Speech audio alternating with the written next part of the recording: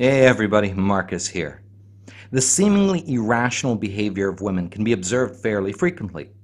These observations have led some within the MGTOW community to assert that women are either inherently irrational or are only capable of limited rationality. Now, even Aristotle had his reservations as to the extent to which women had access to reason. Now, it would surely be silly to assert that women are incapable of reason at all, as it can easily be observed that women perform reasonable acts well all the time. For example, a woman would be incapable of tying her shoes without the application of reason. But beyond the basics, we also witness women in the sciences using reason. Indeed, it seems that women's irrational tendencies manifest most prominently in social engagements, more specifically, but not limited to, romantic relationships. Let us see if we can construct an account for the role that reason plays in the life of a woman. Okay, women are hedonistic by nature. Therefore, women desire to minimize pain and maximize pleasure.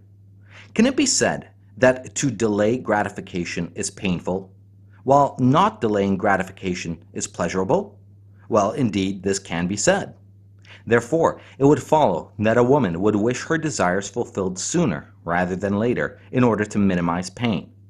Now, can it be said that there are two ways people can fulfill their desires, namely, efficiently and inefficiently? Well, surely it can. Can it also be said that when a desire is fulfilled efficiently, then it will be fulfilled sooner, and when it is fulfilled inefficiently, it will be fulfilled later? Well, this too is true. From this, it follows that a woman will maximize efficiency in order to have her desire fulfilled sooner. Now, if a doctor desires to heal a patient, can he do so with his skill alone, or will he need medicines as well? Well, surely he will need medicine as well. If a carpenter desires to build a table, can he do so with his skill alone, or will he need a hammer and saw as well? Well, surely he will need the hammer and saw as well. So in this way, to achieve what one desires, one will require both the skill and the tools associated with the skill to fulfill the desire. Is it true that a high-quality tool will yield better efficiency than a low-quality tool? Well, indeed it is. So from this, it follows that someone who wishes to achieve the highest level of efficiency will use the highest quality tools at their disposal. Now, will an apprentice carpenter achieve the same efficiency as a master carpenter if they are both using the highest quality tools? Well, surely not. The master carpenter will achieve higher efficiency than the apprentice. From this, it follows that the level of efficiency achieved is also dependent on the skill of the craftsman. Now, will an apprentice carpenter achieve the same efficiency with the highest quality tools as an apprentice carpenter with low quality tools? Well, surely not. The apprentice carpenter with the highest quality tools will achieve better efficiency than one with low quality tools. From this, it follows that two people with the same skill level will achieve efficiency in proportion to the quality of their tools. Now, is it true that an apprentice carpenter, with practice, will slowly improve his skill to journeyman and then later to master? Well, it is. Is it also the case that a master carpenter who neglects his work will eventually retard his skill down to a journeyman and then to apprentice levels? Well, this too is true. So from this, it follows that a skill that is practiced improves while one that is neglected degenerates. Okay, enough about carpenters and doctors. Let us try to put this all together. A woman is born with both the tool of reason and the tool of her sexuality, namely, her body. Her skills in using these tools will be the same at the beginning.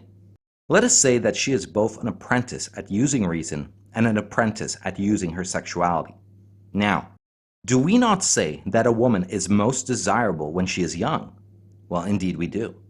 So it follows that the tool of her sexuality, her body, is of the highest quality when she is young. In other words, she begins as an apprentice of her sexuality and has the highest quality tools. Now, what about the tool of her reason? Does she possess the highest quality tools of reason when she is young?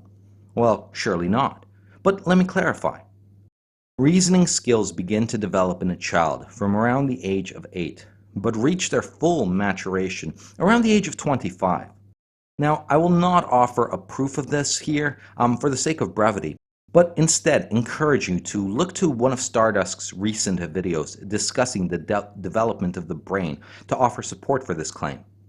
Now, if what has been said above is true, then a young woman finds herself in the following position. She is an apprentice of reason possessing poor quality tools. She is an apprentice of her sexuality possessing the highest quality tools. Now, if this young woman learns that she can have her desires fulfilled by either reason or her sexuality, and she wishes to maximize efficiency, she will choose her sexuality. She does this because, as we have said earlier, an apprentice with high-quality tools will achieve greater efficiency than an apprentice with low-quality tools. We also said that an apprentice that continually practices their craft will rise in their skill. So by using her sexuality to fulfill her desires, she becomes more efficient at using her sexuality. As women are hedonistic by nature, they wish to maximize pleasure and minimize pain. Waiting to have your desires fulfilled is more painful than having them fulfilled sooner. Therefore, women will minimize the time it takes for their desires to be fulfilled. Since, from the earliest age, her sexuality is of the highest quality, while her reason is of the lowest quality, and she is an apprentice at using both reason and her sexuality, she will maximize efficiency by choosing to use her sexuality. In each instance that a woman wishes to have a desire fulfilled, she subconsciously asks herself a question. Can I fulfill this desire with my sexuality, with reason, or with either my sexuality or my reason? If only reason is capable of meeting her desire, she will reach for reason. If only her sexuality is capable of meeting her desire, she will reach for her sexuality. However, if it is possible to use either her reason or her sexuality, she will ask herself the follow-up question. Will I achieve the greatest efficiency by reaching for the tool of reason or for the tool of my sexuality? Each time she chooses her sexuality, she grows more masterful in that skill. Each time she reaches for reason, she grows masterful with that skill. As many desires fall into the final category, namely, that many desires can be met through the use of either her sexuality or her reason, a woman will be calculating efficiency very frequently. If a woman is very attractive, and indeed it is true that women are hedonistic by nature, she will choose her sexuality over reason. If a woman is not attractive at all, the same calculation will most likely force her to choose reason, as the work entailed in using her sexuality is greater than that entailed in using reason. Now, this would account nicely why many attractive women are not very rational. They have chosen their sexuality as opposed to reason in the fulfillment of their desires, and therefore had not practiced the application of reason very much. Now, the inverse argument can be made about ugly women. However, though this account appears to be sound, we must still account for those ugly girls who are wholly irrational, and those attractive women who are more rational than one would expect. Let us begin with the ugly girl. Firstly, we must observe that it is rarely the case that an ugly girl falls into any middle ground as far as rationality is concerned.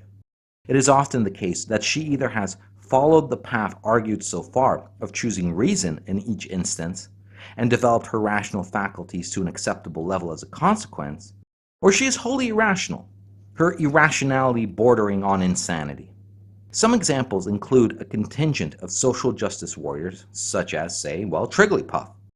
Examples of ugly feminists who are indeed rational would include some of the feminist prophets like, say, Andrea Dworkin. Now, though Dworkin has come up with some insane theories, the fault is not in her reasoning, but in the fact that she starts with false premises. Now, those who have dealt with formal logic will know that if you start with false premises, you can logically prove, pretty much anything. Let us first, remind everyone of the position an ugly girl starts from in life. She begins as an apprentice of reason, and her tools are of poor quality. In addition to this, she begins as an apprentice of her sexuality, and her tools are of poor quality as she is ugly. The ugly girl must ask herself the same questions listed before. She first asks herself, can my desire be fulfilled with reason, my sexuality, or either? The ugly girl learns very quickly that attempting to use her sexuality where only reason applies will end in failure. For example, the ugly girl learns that she cannot act cute with a grocery store clerk to get free candy. The same argument applies to the attractive girl. The attractive girl will also be unable to act cute in order to gain free candy from a grocery store clerk. Now, in the case where both reason and sexuality can be used to fulfill a desire, the ugly girl and the attractive girl deviate in their experience. The attractive girl first reaches towards her sexuality and finds success.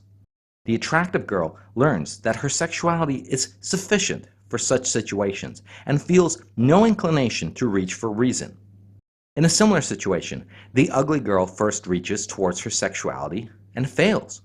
Having failed, she reaches for reason and finds success. The ugly girl learns that her sexuality is of no use in such situations and that she must reach for reason instead. But what happens if both girls wish to fulfill a desire that can only be achieved through the use of sexuality? The attractive girl, having consistently been reaching for her sexuality as a solution, finds that these situations pose no problem. On the other hand, the ugly girl, having reached for her sexuality, fails. Upon failure, the ugly girl reaches to her reason. However, this too seems to fail her. The ugly girl, after having tried both her sexuality and reason to meet her desire, is faced with a problem. She must identify the cause of her failure. She may either identify the cause as a problem with reason itself, or she may identify the cause as a problem with her sexuality. The ugly girl, who attributes the problem to her sexuality, will continue to put her faith in reason, but suffers an immense blow to her self-esteem. The ugly girl, who cannot stand the blow to her self-esteem, will instead grow hostile on reason itself. She becomes a misalog. So, in this way, we can see the two types of ugly girls emerge. In the first case, the case where a woman attributes the fault with her sexuality, she will end up as the more reasonable, yet low self-esteem ugly girl type. In the second case, the case where a woman attributes the fault with reason, well, this ugly girl will end up as an irrational monster who has an overinflated ego about the worth of her sexuality. The second type of woman is what we witness with the likes of some fat feminists. Such a woman has abandoned reason and concludes that her sexuality indeed is of great value. However, she must still account for why she fails to achieve her desires that can only be achieved through reaching towards her sexuality. To answer this question, the ugly girl concludes that the problem lies within men themselves. It is men's failure in not seeing the worth of her sexuality. Having lost her faith in reason, this type of ugly girl refuses to use it, and as we have argued before, her skill with reason degenerates. As such, she will avoid all areas where reason is necessary, such as mathematics, the hard sciences, and so on. She will gravitate to those things which do not demand rational thought as much as opinion, such as the social sciences, gender studies, languages, literature, and roles that demand a lot of interaction with people or creative writing. Having covered the emergence of the ugly girl who is also unreasonable, let us now turn our attention to the attractive girl who is reasonable. Like the ugly girl, the attractive girl will have desires that can only be fulfilled by reaching for her reason, her sexuality, and desires that can be fulfilled by reaching for either her reason or her sexuality. When such a girl wishes to fulfill a desire that can only be attained through reason, she will first reach for her sexuality. Quickly, she realizes her sexuality will not work, and so she will reach for her reason. This is the same scenario that takes place with the ugly girl. When the attractive girl wishes to fulfill a desire that can be attained by reaching for either her reason or her sexuality, she will first try her sexuality. Now, If for some reason her sexuality fails her, for example, her father will not be manipulated by her cuteness, she will need to reach for her reason. Under such conditions, the attractive girl will be learning to reach for reason as the most efficient approach to fulfill her desires. Now, if such a girl wishes to fulfill a desire that can only be attained through her sexuality, she may reach for her sexuality first and would achieve it. However, such desires only come up a little later in life. If an attractive girl was forced to reach for reason in all cases where reason alone was demanded, and in all cases where either her sexuality or reason would work, she would have developed a habit of reaching for reason. Consequently, her skill in applying reason would have improved above and beyond her skills in using her sexuality. In this way, such a girl finds herself with a higher efficiency in reaching for reason than her sexuality. Now, let us imagine the following scenario. Let us imagine that an attractive girl wishes to attract a boyfriend, and let's say she wants to achieve this when she turns around 10. Having had spent at least 2 years of reaching for reason exclusively, she may at this point choose reason as her first attempt in fulfilling a desire where only her sexuality will work. She will think to herself, if I am polite and kind to a boy, he will like me, as people like those who are polite and kind. She then proceeds to be polite and kind towards the boy. As the boy sees that she is attractive, he will be receptive to her politeness and kindness. In turn, the attractive girl will conclude that reason has indeed prevailed once again. She will not attribute the bulk of her success to her natural beauty. Now, you may be asking yourself, if this attractive woman is indeed reaching to reason consistently, how would she not put 2 and 2 together and figure out these guys are attracted to her for her looks? Well, the answer is simple. She would. However, such a thought is very hateful to her, so she represses it via plausible deniability. Now let me elaborate. It can be said that there are 2 kinds of possessions attributed to a person: existential possessions and material possessions. The material possessions of a person, would be things like their money, cars, houses, and so forth. A type of material possession is also fame, reputation, and status. Now, these can be considered material because they ultimately reside in the minds of others. For example, a famous person is a person whose existence is known in the minds of many people. A person has a good reputation if there exist positive beliefs directed towards the respected person in the minds of those who know him. Now, there are also existential possessions. Existential possessions are things like the person's body, his sense of humor, his intelligence, his creativity, and his temperament and personality in general. Both men and women wish to be desired by the opposite sex based on existential possessions and not by material possessions. Of all the existential possessions, there are some we individually develop actively, while others we do not develop at all. For example, comedians actively develop their sense of humor. Scientists actively develop their intellectual virtue of episteme. Philosophers actively develop the virtue of Sophia, and so on. Now, if it is the case that a person wishes to be desired by the opposite sex by their existential possessions, would they prefer to be desired for those possessions they actively develop, or for those they do not develop at all? Well, surely it would be for those that are actively developed.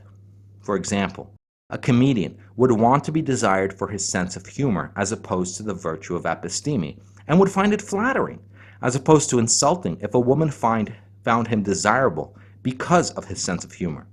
A scientist would like to be desired by his possession of episteme as opposed to his sense of humor, and would find it flattering, as opposed to insulting if a woman found him desirable because of his possession of episteme.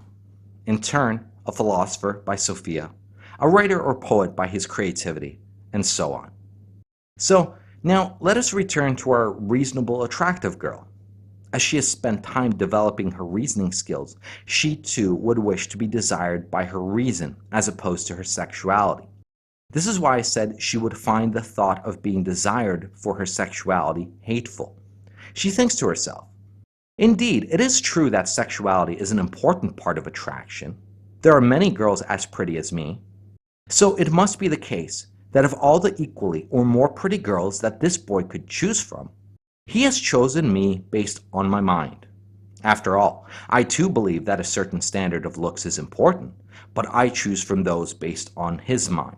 In this way, the thought of being selected by a boy based on her sexuality exclusively is repressed unless the man behaves in such a way as to make such reasoning impossible. In turn, an attractive girl who continuously reaches to her sexuality would wish to be desired for her sexuality, her body, her fashion sense, her hair, her scent, and so on. Indeed, she would find it offensive to not be desired for such things. This, I believe, is where the statements, "she has a good personality," or "she has a good sense of humor," gain their pejorative connotations.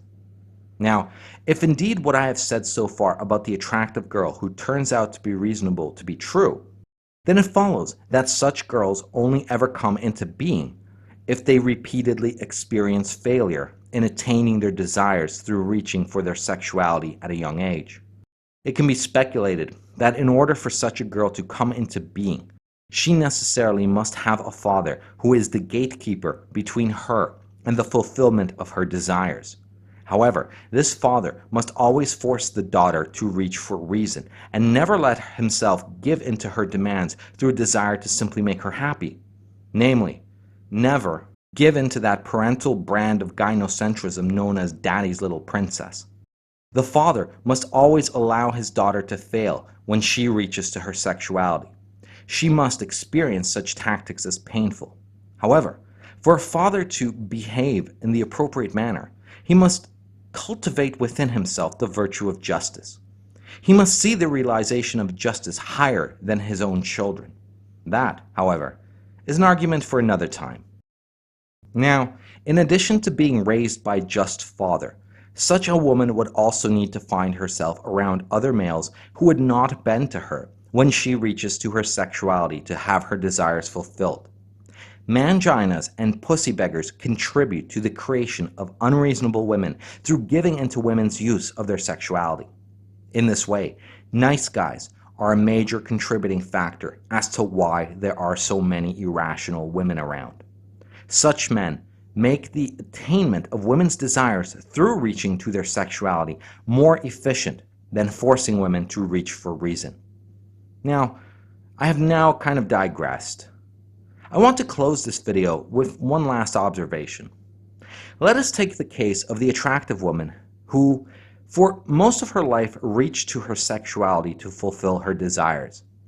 As we have argued before, her skills with reason would remain poor due to her lack of practice, whereas her skills in using her sexuality would be well developed.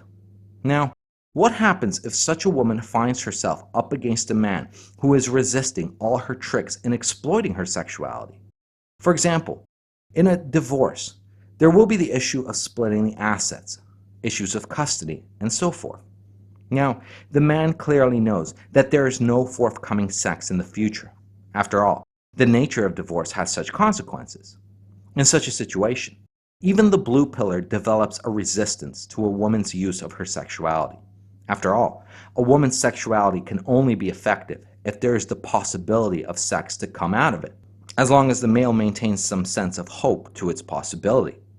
The woman in our story will find that she is getting nowhere reaching for her sexuality. She slowly abandons those tactics and reaches to reason. She is probably reaching for reason for the first time in a long time. She begins to make statements that sound like arguments when discussing the division of assets. Of course, she will feel entitled to pretty much everything. She will first say that she is owed the house and car because of all the years of work she was forced to miss due to children. When the husband offers some reasonable rebuttal, she will immediately change the argument. She will then say that the kids will live with her, so she needs the house for the kids to live in and the car to drive them around in. When the husband makes a reasonable rebuttal, she will once again radically change the nature of her demands. She will say that she wants to know where all the family bank accounts are, because she is entitled to such information as a wife. If the husband offers any resistance here, she may say that they should hire a mediator to work out their differences. The point is that no single argumentative point is explored. The wife seems to be changing her story every other day. One day she wants a quick divorce. A week later, she wants mediators involved.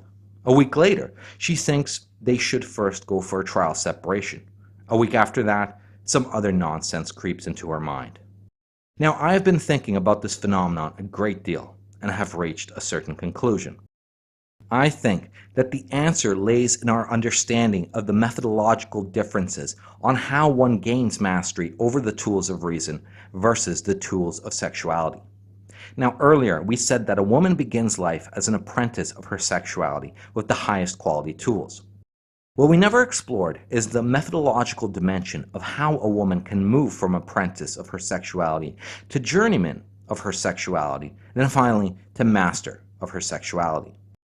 It is said that there are ass men and there are boob men. If you were to ask a boob man why he prefers big tits over small tits, he would most likely have no answer. He prefers them and thinks no deeper on the subject. Though people have preferences, they tend to have no knowledge as to why they have said preferences. Namely, they do not have a justification accounting for their preferences. Now, I believe that a woman's mastery of her sexuality rises through an empirical process and not a philosophical process. Now, let me explain. As a woman tries out different outfits, she encounters different reactions from men.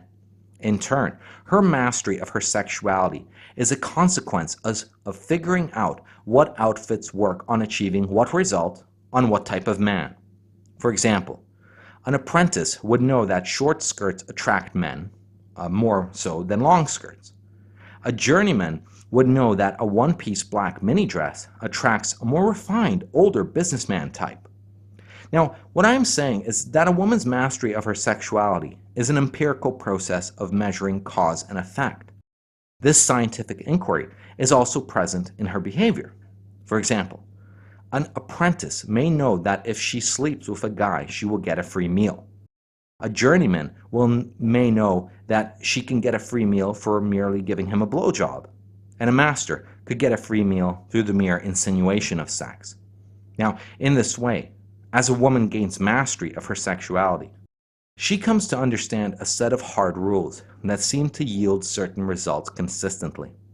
Much like the boob man who cannot justify why he likes big boobs over small boobs, neither does the woman really understand why the rules she follows work on men. If this is true, then the only way to gain mastery is through a process of trial and error. Now, let us go back to what we were saying before about the woman whose story seems to change every week. Is she not applying this very same methodology? Indeed, it would appear that she is. She is looking for the argument, the correct combination of words that will get her the result she wants. Like a wizard, who could care less why the uttering of abracadabra causes a fireball to launch from their hands, so too does such a woman not care what the logical implications are from the words she is saying. She is using reason insofar as the structure of her words is coherent, but not so far as to inquire to the implications of what she is saying. The fact is, she has never changed her story. Her story is and always has been to get the outcome she desires. The arguments themselves are semantically hollow magic spells she thinks may get the job done.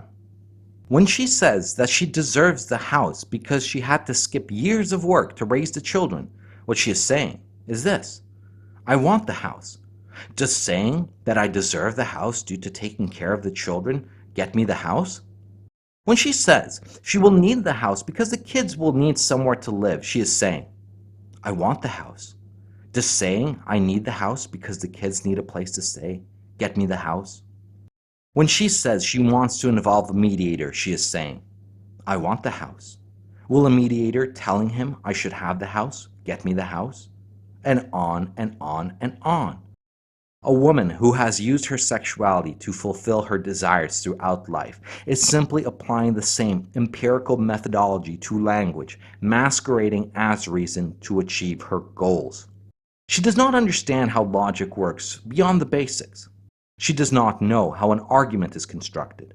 She does not acknowledge the application of logic as an inquiring tool. For her, reason is not a tool of inquiry into the justification of a claim, but a rhetorical device as to the fulfillment of a desire. The arguments she puts forward only need to be coherent. They do not need to be justified. Logic is not a search for what is just or an expression of a thought process to her. All it is in the hands of such a woman is an artistic construction of sentences aimed at returning a certain result. A haiku, iambic pentameter, and nothing more. Only in the hands of a woman who is forced to reach for reason throughout her life will her arguments manifest themselves as sincere. In this way, a man who finds himself dealing with a woman who has had little need for reason ought not dwell deeply on the semantics of what she is saying. She is not saying anything. She is casting spells. Thanks for listening. Go team.